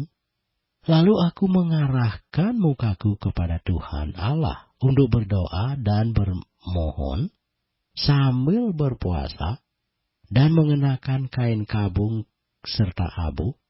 Maka aku memohon kepada Tuhan Allahku dan mengaku dosaku demikian. Tuhan Allah yang maha besar dan dahsyat, yang memegang perjanjian dan kasih setia terhadap mereka yang mengasihi Engkau, serta berpegang pada perintah-Mu, kami telah berbuat dosa dan salah. Kami telah berlaku fasik dan telah memberontak. Kami telah menyimpang dari perintah dan peraturan-Mu, dan kami tidak taat kepada hamba-hambamu, para nabi, yang telah berbicara atas namamu kepada raja-raja kami, kepada pemimpin-pemimpin kami, kepada bapa-bapa kami, dan kepada segenap rakyat negeri. Ya Tuhan, Engkaulah yang benar. Tetapi patutlah kami malu seperti pada hari ini. Kami orang-orang Yahuda, penduduk kota Yerusalem dan segenap orang Israel, mereka yang dekat dan mereka yang jauh, di segala negeri kemana Engkau telah membuang mereka, oleh karena mereka berlaku murtad terhadap Engkau. Ya Tuhan kami, raja-raja kami, pemimpin-pemimpin kami, dan bapa-bapa kami patutlah malu, sebab kami telah berbuat dosa terhadap Engkau. Pada Tuhan Allah kami ada kesayangan dan keampunan, walaupun kami telah memberontak terhadap Dia, dan tidak mendengarkan suara Tuhan Allah kami, yang menyuruh kami hidup menurut hukum yang telah diberikannya kepada kami, dengan perantaraan para nabi, hamba-hambanya. Segenap orang Israel telah melanggar hukum-Mu, dan menyimpang karena tidak mendengarkan suara-Mu. Sebab itu telah dicurahkan ke atas kami kutuk dan sumpah, yang tertulis dalam kitab Taurat Musa, hamba Allah itu. Sebab kami telah berbuat dosa terhadap Dia, dan telah ditetapkannya firman-Nya, yang diucapkannya terhadap kami, dan terhadap orang-orang yang telah memerintah kami, yakni bahwa akan didatangkannya kepada kami malapetaka yang besar, yang belum pernah terjadi di bawah semesta langit, seperti di Yerusalem, seperti yang tertulis dalam kitab Taurat Musa. Segala malapetaka ini telah menimpa kami, dan kami tidak memohon belas kasihan Tuhan Allah kami, dengan berbalik dari segala kesalahan kami, dan memperhatikan kebenaran yang daripada-Mu. Sebab itu Tuhan bersiap dengan malapetaka itu dan mendatangkannya kepada kami. Karena Tuhan Allah kami adalah adil dalam segala perbuatan yang dilakukannya, tetapi kami tidak mendengarkan suara-Nya. Oleh sebab itu ya Tuhan Allah kami, yang telah membawa umat-Mu keluar dari tanah Mesir dengan tangan yang kuat, dan memasyurkan nama-Mu. Seperti pada hari ini kami telah berbuat dosa, kami telah berlaku fasik, ya Tuhan. Sesuai dengan belas kasihan-Mu, biarlah kiranya murka dan amarah-Mu berlalu dari Yerusalem kota-Mu, gunung-Mu yang kudus. Sebab oleh karena dosa kami dan oleh karena kesalahan nenek moyang kami, maka Yerusalem dan umat-Mu telah menjadi celah bagi semua orang yang di sekeliling kami. Oleh sebab itu, dengarkanlah ya Allah kami doa hamba-Mu ini dan permohonannya, dan sinarilah tempat kudus-Mu yang telah musnah ini dengan wajah-Mu, demi Tuhan sendiri.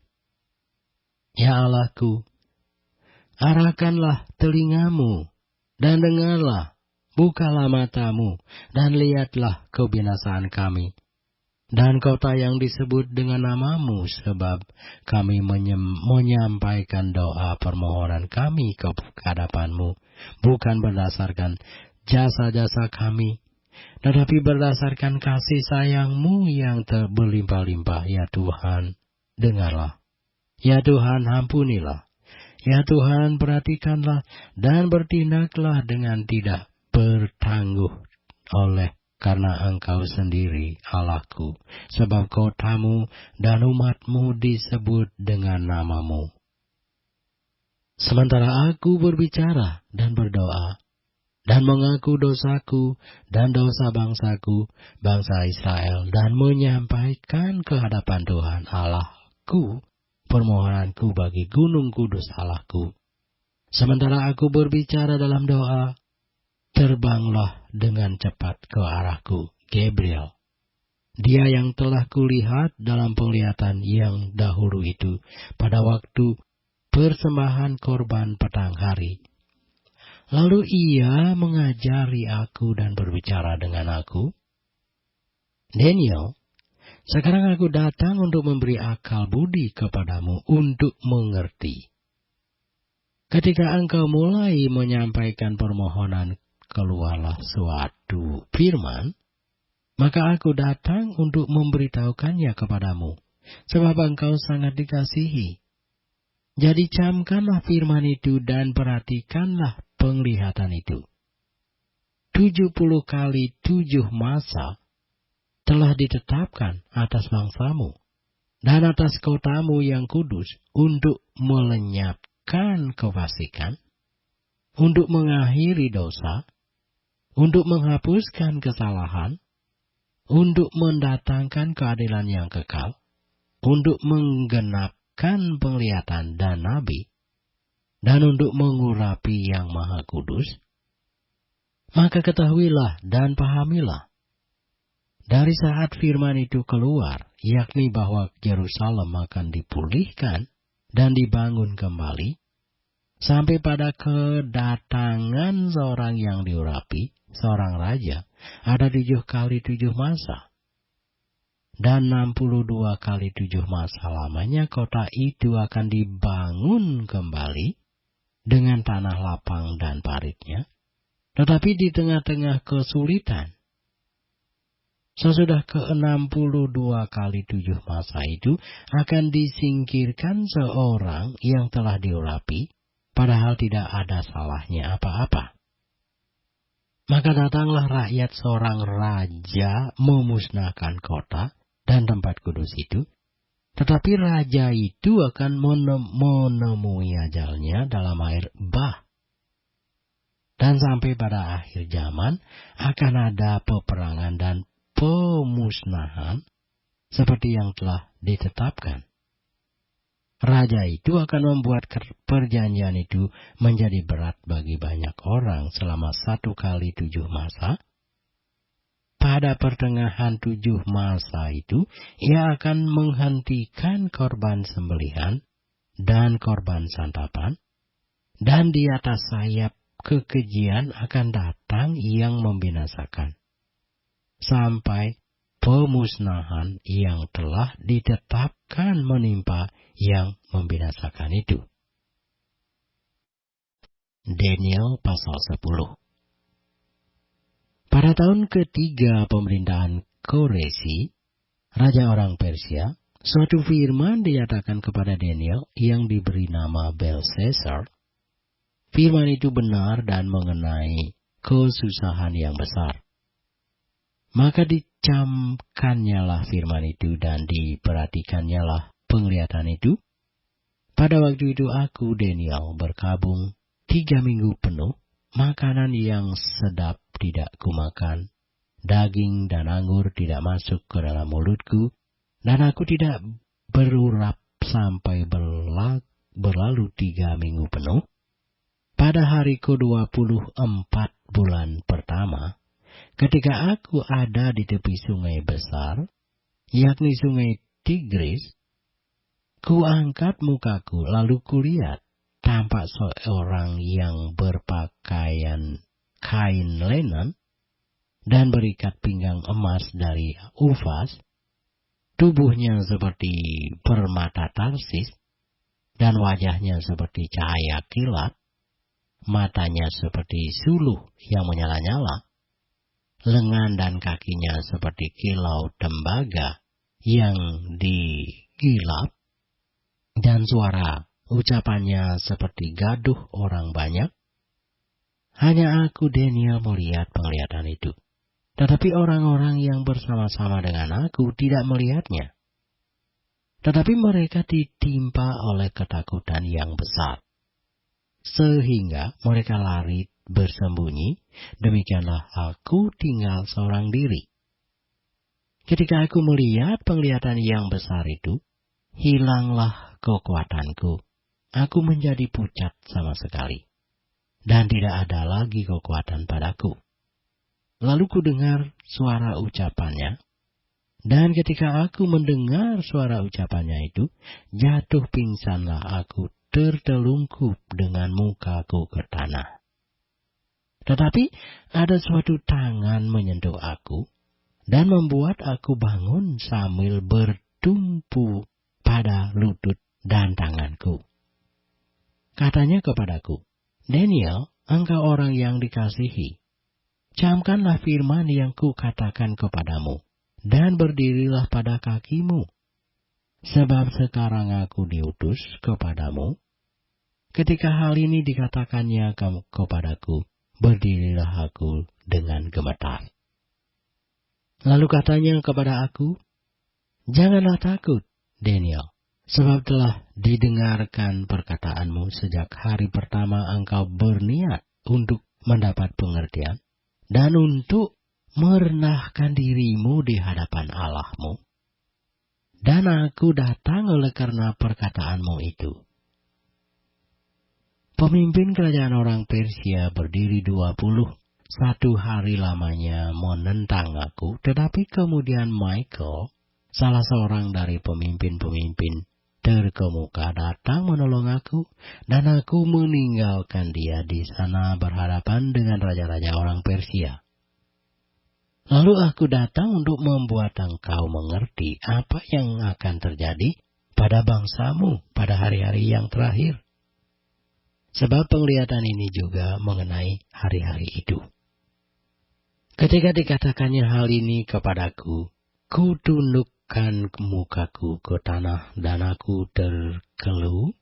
Tetapi sesuatu yang menyerupai manusia menyentuh bibirku, lalu ku buka mulutku dan mulai berbicara. Kataku kepada yang berdiri di depanku itu, Tuanku, oleh sebab penglihatan itu aku ditimpa kesakitan, dan tidak ada lagi kekuatan padaku.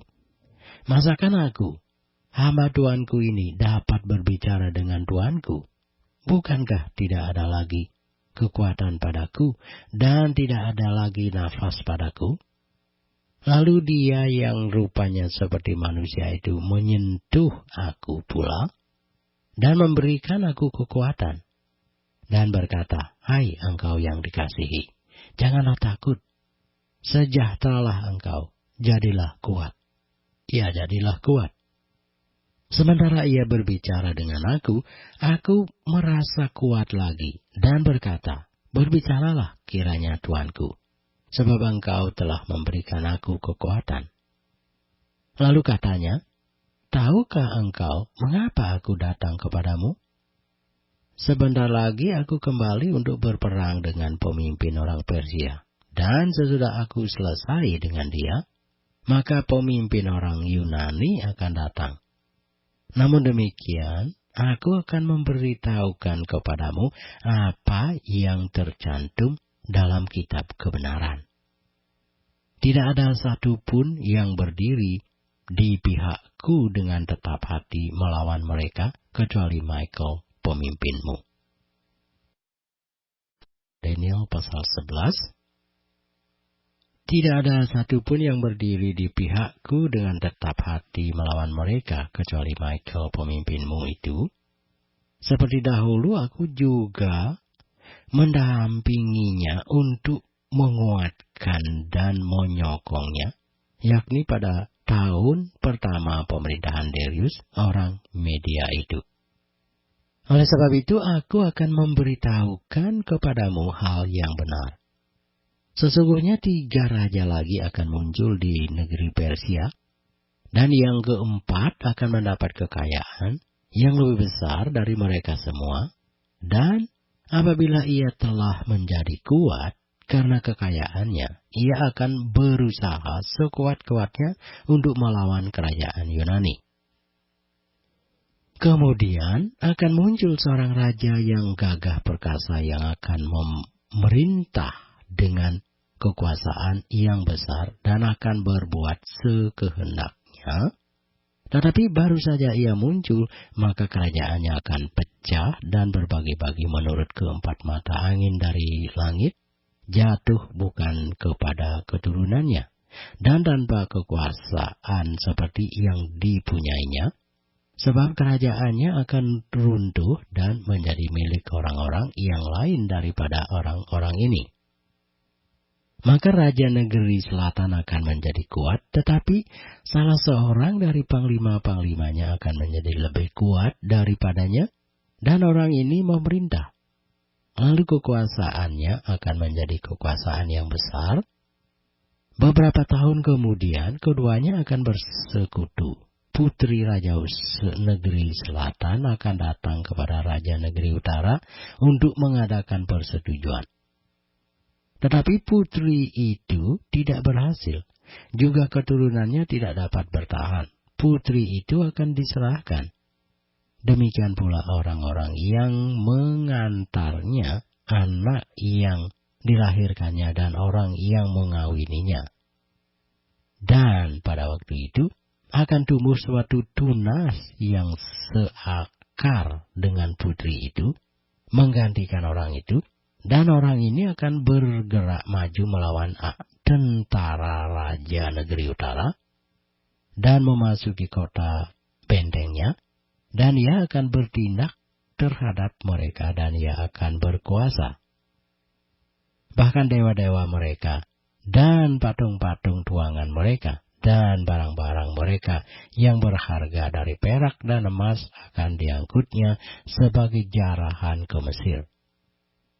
Lalu beberapa tahun lamanya ia akan berhenti berperang melawan Raja Negeri Utara. Kemudian raja itu akan memasuki kerajaan Raja Negeri Selatan, tetapi kemudian pulang ke negerinya sendiri. Kemudian anak-anaknya akan bersiap untuk berperang dan akan mengerahkan sejumlah tentara yang besar. Lalu salah seorang dari mereka itu akan bergerak maju melawan dia, menggenangi dan meliputi semuanya seperti air bah. Dan pada serbuan yang kedua kalinya ia akan sampai ke benteng musuhnya. Maka menggeramlah Raja Negeri Selatan itu, lalu maju berperang melawan Raja Negeri Utara, yang telah mengerahkan sejumlah tentara besar, dan tentara besar itu akan jatuh ke tangan musuhnya. Setelah tentara besar itu dihancurkannya, maka hatinya akan bermegah. Walaupun ia telah menewaskan berlaksa-laksa orang, ia tidak akan mempunyai kekuatan. Lalu untuk kedua kalinya Raja Negeri Utara itu akan mengerahkan sejumlah tentara besar, lebih besar dari yang pertama.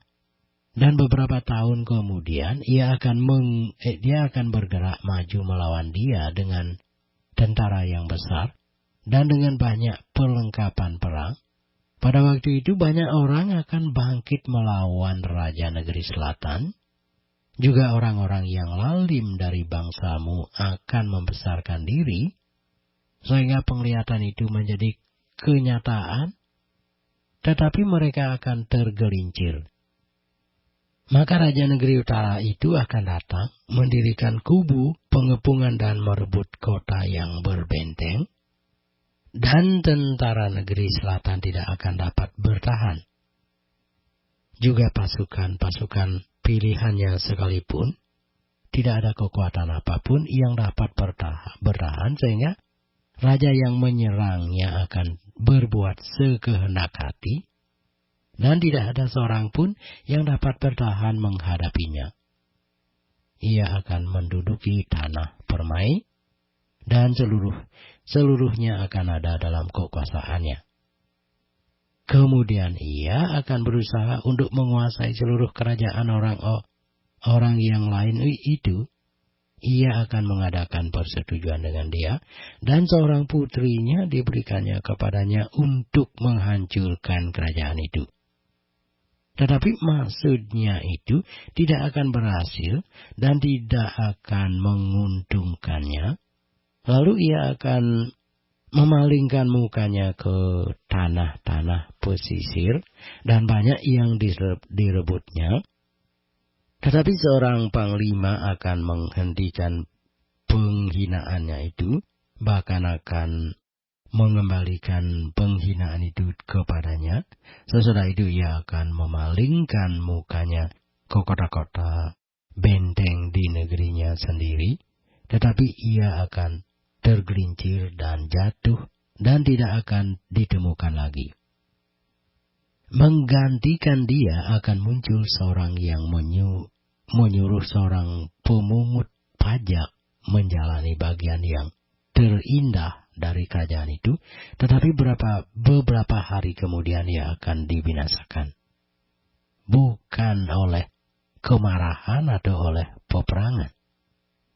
Menggantikan dia akan muncul seorang yang hina, yang tidak memperoleh martabat raja.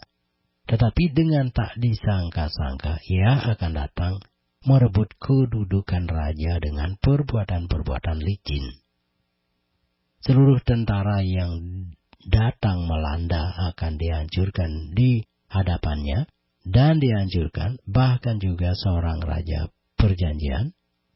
Dan dari saat diadakan persekutuan dengan dia, ia akan berlaku curang, dan ia akan maju serta menjadi berkuasa meskipun sedikit orang-orangnya.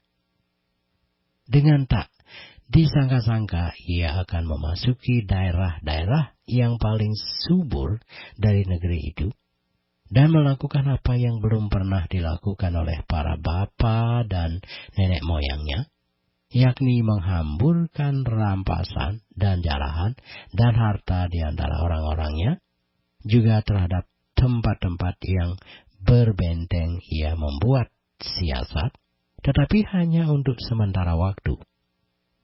Kekuatan dan keberaniannya akan ditujukannya melawan raja negeri selatan dengan memakai tentara yang besar, dan walaupun raja negeri selatan itu akan bersiap untuk berperang dengan tentara yang amat besar dan kuat, ia tidak akan dapat bertahan, sebab akan diadakan siasat terhadap dia, dan orang-orang yang makan dari santapannya akan meruntuhkannya.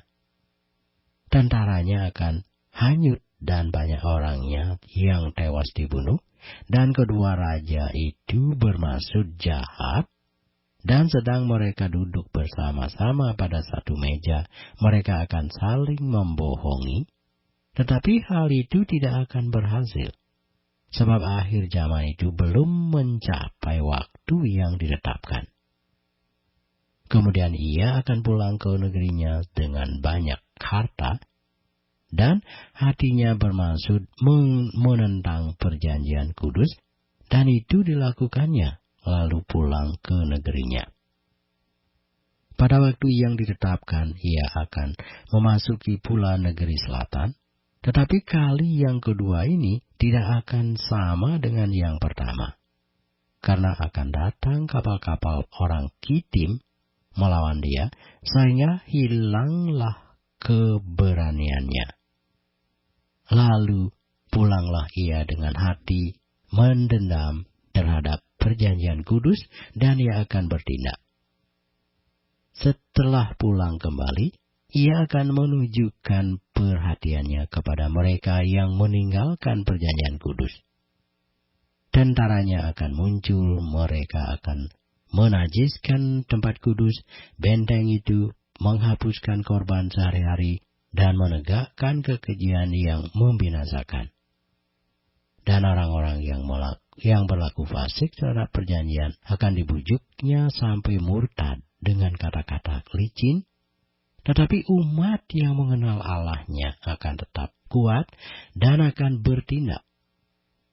Dan orang-orang bijaksana di antara umat itu akan membuat banyak orang mengerti, tetapi untuk beberapa waktu lamanya mereka akan jatuh oleh karena pedang dan api, oleh karena ditawan dan dirampas. Sementara jatuh mereka akan mendapat pertolongan sedikit, dan banyak orang akan menggabungkan diri kepada mereka secara berpura-pura.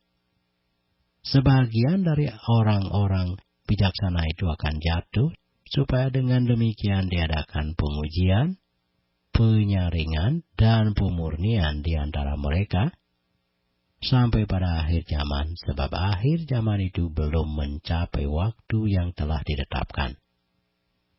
Raja itu akan berbuat sekehendak hati, ia akan meninggikan dan membesarkan dirinya terhadap setiap Allah, juga terhadap Allah yang mengatasi segala Allah.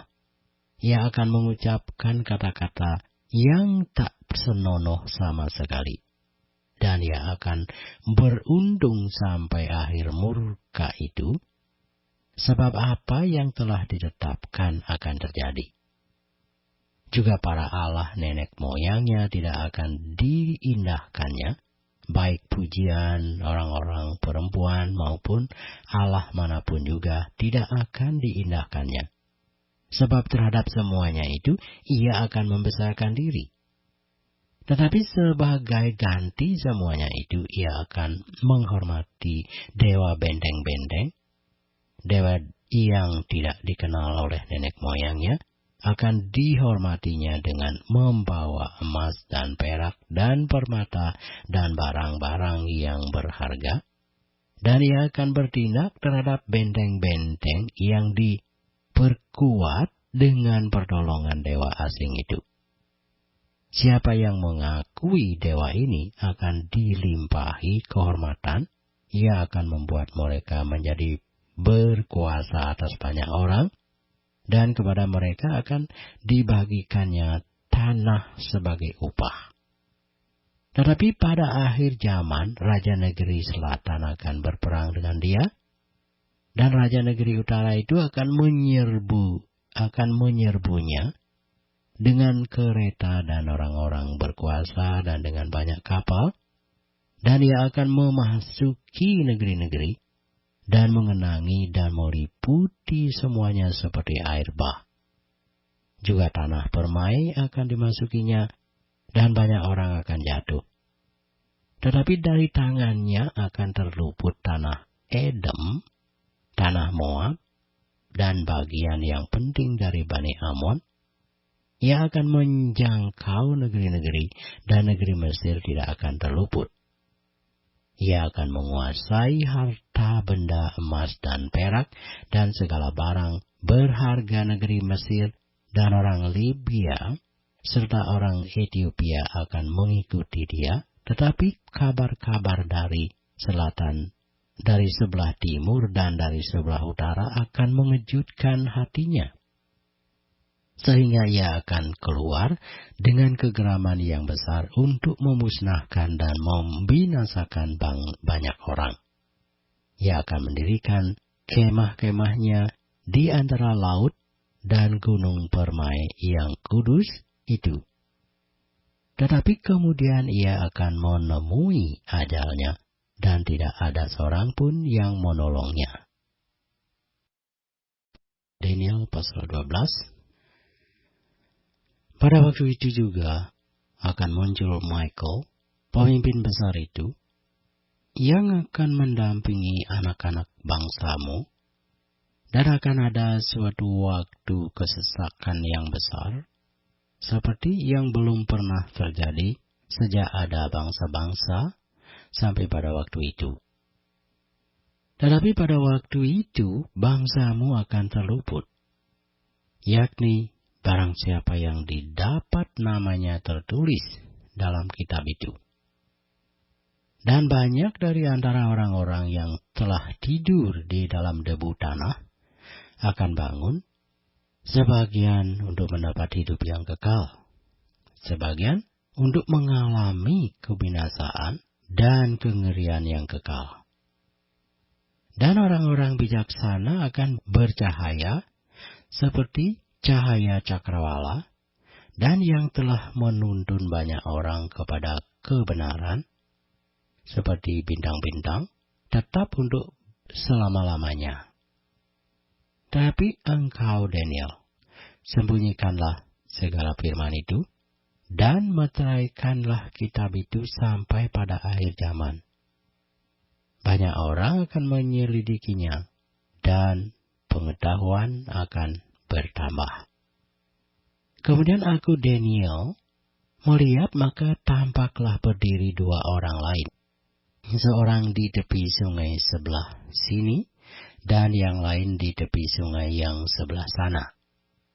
Dan yang seorang bertanya kepada yang berpakaian kain lenan, yang ada di sebelah atas air sungai itu, bilakah hal-hal yang ajaib ini akan berakhir? Lalu ku dengar orang yang berpakaian kain lenan yang ada di sebelah atas air sungai itu bersumpah demi Dia yang hidup kekal, sambil mengangkat tangan kanan dan tangan kirinya ke langit, 1 masa dan 2 masa dan setengah masa, dan setelah berakhir kuasa perusak bangsa yang kudus itu. Maka segala hal ini akan digenapi. Adapun aku memang ku dengar hal itu, tetapi tidak memahaminya. Lalu kutanya, Tuanku, apakah akhir segala hal ini? Tetapi ia menjawab, Pergilah Daniel, sebab firman ini akan tinggal tersembunyi dan terpeterai sampai akhir zaman. Banyak orang akan disucikan dan dimurnikan dan diuji. Tetapi orang-orang fasik akan berlaku fasik. Tidak seorang pun dari orang fasik itu akan memahaminya. Tetapi orang-orang bijaksana akan memahaminya. Sejak dihentikan korban sehari-hari, dan ditegakkan dewa-dewa kekejian yang membinasakan itu, ada 1290 hari. Berbahagialah orang-orang yang tetap menanti-nanti dan mencapai 1335 hari. Tetapi engkau pergilah sampai tiba akhir zaman, dan engkau akan beristirahat dan akan bangkit untuk mendapat bagianmu pada kesudahan zaman.